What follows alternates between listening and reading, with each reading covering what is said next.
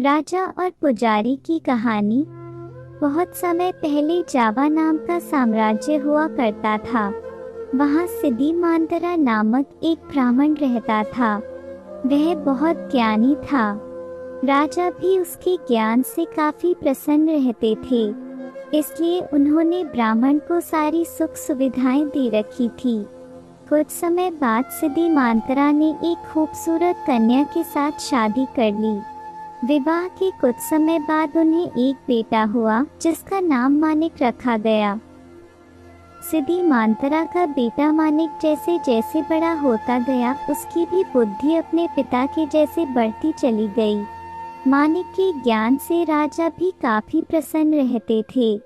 धीरे धीरे कर मानिक को पूरे राज्य में अपने पिता जैसा सम्मान मिलने लगा। इतनी अच्छाइयाँ होने के साथ साथ मानिक की एक बुरी आदत थी। वह दिन रात जुआ खेलता था। इस खेल में वह ऊंची बोली लगाने के बावजूद भी हार जाता था।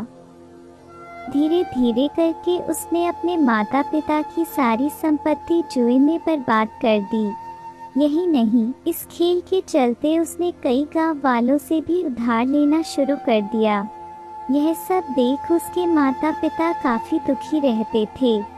लाख कोशिशों के बावजूद भी वे अपने बेटे की इस गंदी आदत को नहीं छुड़ा पाए। एक दिन गांव के लोगों ने मानिक से अपने उधार चुकाने के लिए कहा। मानिक तुरंत अपने पिता के पास पहुंचा और कहा, पिताजी मेरी मदद कीजिए। आप तो इतने ज्ञानी हैं, कृपया कर मुझे कुछ रास्ता बताइए। सिद्धिमांतरा से अपने बेटा का यह दुख देखा नहीं जा रहा था।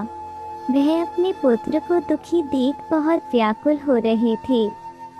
एक दिन ब्राह्मण सिद्धिमांतरा ने तय किया कि वह आसपास के गांवों में भी जाकर पूजा पाठ कराएंगे और अपने बेटे के उधार को चुकाने की कोशिश करेंगे।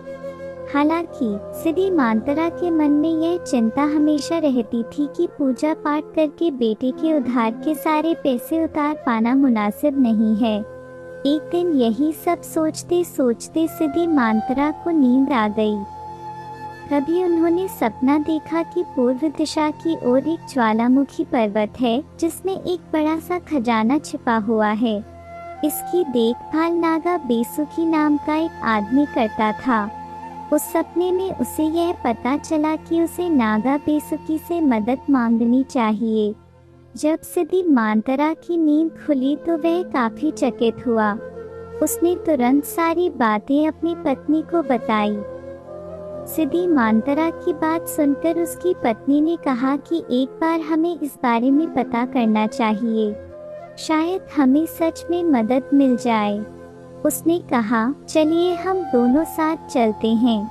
आखिरकार हमारे लाड प्यार ने मानिक को बिगाड़ा है। सिद्धिमांतरा अपनी पत्नी की बात से राजी हो गया। अगली सुबह दोनों उस पर्वत की ओर जाने के लिए निकल पड़े।